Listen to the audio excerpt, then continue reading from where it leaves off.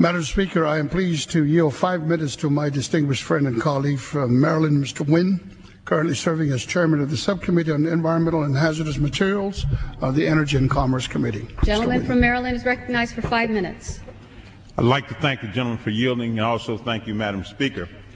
I rise in support of House Concurrent Resolution 63, a bipartisan resolution supporting our troops in Iraq while opposing the President's troop escalation strategy. This marks the 4th year of this war. It's time to bring our troops home now. We have not quelled the violence. We've not thwarted al-Qaeda. We've not stabilized the region. We've not deterred terrorists or radicals. In fact, because of our presence, there are more jihadists in Iraq now than there were before. Thus, I find it inconceivable that the President's response to this situation, 3 years of military failure in Iraq, is to suggest that we add more troops, 20,000 additional troops. Since the start of the war in 2003, over 3,000 U.S. troops have died, more than 50 from my state of Maryland alone. In addition, 22,000 American soldiers have suffered serious injury and will have post-traumatic consequences. The President's approach will only result in the loss of more U.S. lives. Iraq is in the midst of what has become a civil war between Shia and Sunni. There are also internal tribal and gang violence. Our troops can play no constructive role in this environment except as targets for all sides. This is not a partisan Democratic issue. Let me be clear. The President's proposed troop escalation runs contrary to the recommendations of the Bipartisan Iraq Study Group and military experts such as the Joint Chiefs of Staff.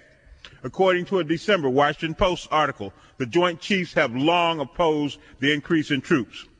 Generals Colin Powell, George Casey, John Abizad, and Barry McCaffrey have all expressed skepticism about the President's surge strategy. Even some of my Republican colleagues will oppose this surge strategy, and for good reason. Troop buildups in Iraq haven't worked. U.S. troop levels increased by 18,000 from November 2004 to January 2005 in advance of the Iraqi elections, yet insurgent attacks increased. In 2005, the administration increased troop levels by over 20,000 to secure Iraq ahead of its constitutional referendum. The strategy not only failed to quell the violence, but insurgent attacks increased by 29%. Now, some of my Republican colleagues make an argument that if you support the troops, you must support the mission. They say if we don't defeat radical Islam in Iraq, then where will we do it? Unfortunately, both of these theories are flawed. Our troops have performed admirably, sacrificing life and limb, often without sound strategy or adequate equipment. And yes, the goal of peace and stability in the Middle East is admirable, but this mission is misguided.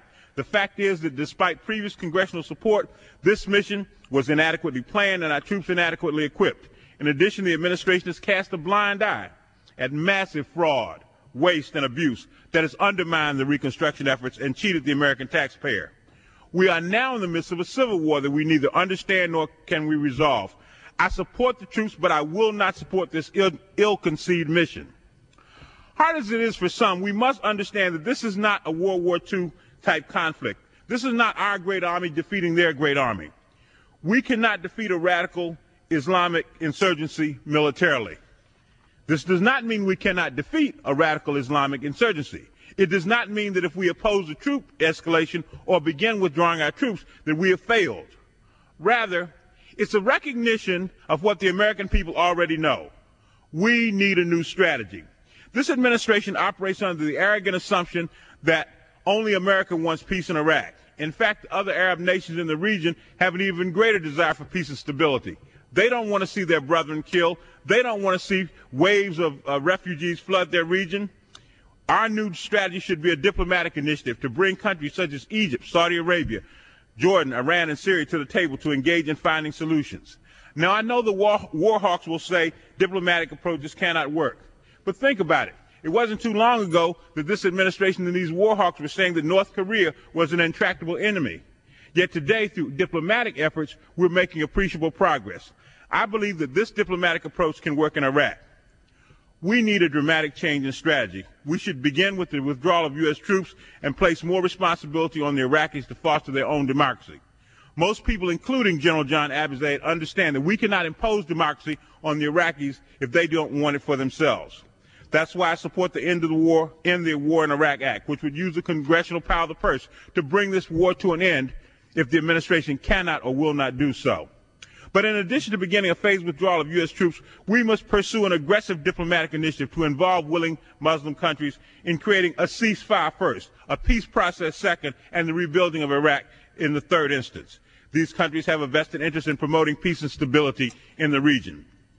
It was said many years ago, war is not the answer.